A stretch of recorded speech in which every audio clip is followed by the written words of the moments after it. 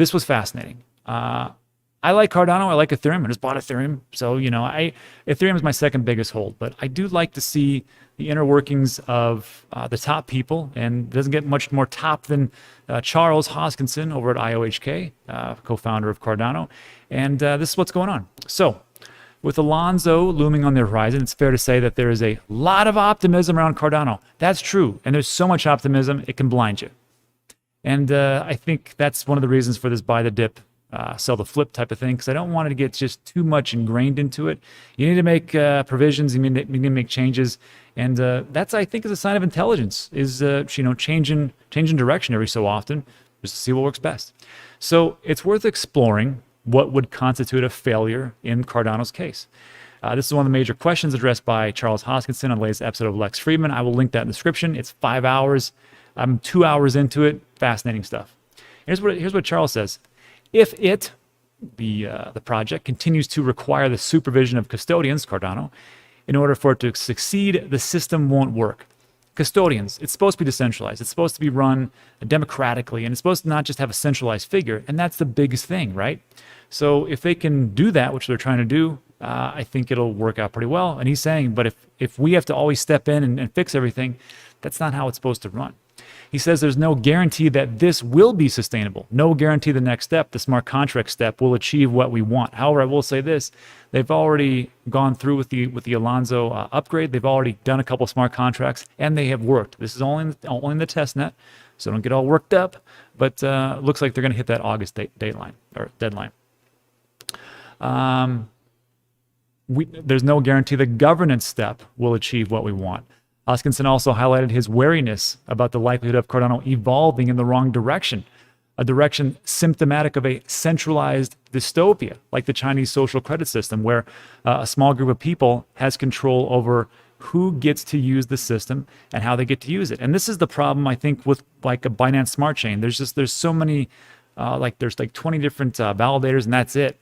And I think EOS is the same way. Correct me in the comments, but I think there's not that many. And then with stake pools, we're looking at hundreds of different stake pools that are out there. On top of the fact that you have something like this in your Daedalus wallet, on the left-hand side, if you click on the little voting guy hand icon thing, you can start to vote on the different resolutions that are going on. Now, you do have to download the Catalyst voting app, but that's right from the Daedalus wallet. Do not search for the Catalyst voting app in Google. You'll probably get something wrong. It'll probably be a spam or a scammer type of thing. Go right to the Daedalus wallet, download that directly from IOHK, get it, then scan this, then get the app so you can vote on different things. And that's the whole point of what it's trying to do. Try to allow people to come in there and go, this is the direction we want to take Cardano as a decentralized community. So, and then this was the one that concerns me. According to Hoskinson, Cardano has incredible evangelism, right? With a loyal community that believes in a mission of value. Such a community, and this is what he talks about, but this last sentence he did not say. Such a community, however, runs the risk of becoming a cult or a religion. That was what Mike Novogratz said, that Daedalus, or that Cardano is a weird cult. And we did a video about that. Doesn't really make it is what it is. I like to call it a exuberant community, and some people will say that cults are bad words, but there's cults everywhere. There's cults in science, there's cults in finance, there's cults in sports. It is what it is, right? Just it depends on how everyone want to say it. And then to finish up, he says, I hope they don't make the same mistake as Bitcoin. My hope is our community will be open, Socratic, and willing to entertain new ideas without adopting them, and discard ideas that have proven to be wrong. And that, I think, is the hardest thing right there. And that's the heart of the matter, is when we get into our projects, we become very ingrained into them. We believe that it's the only project because we've done so much research, and it's so hard to do research on thousands and thousands of projects. It's impossible.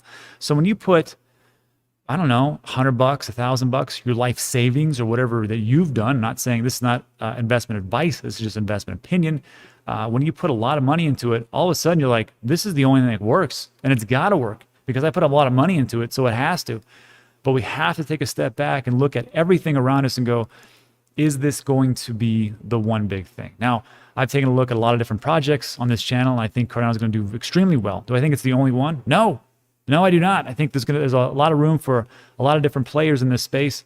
Ethereum being one of them, Cardano, Avalanche, Polkadot, Tezos. I mean, a lot of different smart contracts platforms. But this tribalism, it really destroys us, I feel like, because you have to understand, it's only us against the world. And there's not that many of us, if you really look around, as far as like crypto and digital assets. We are very early.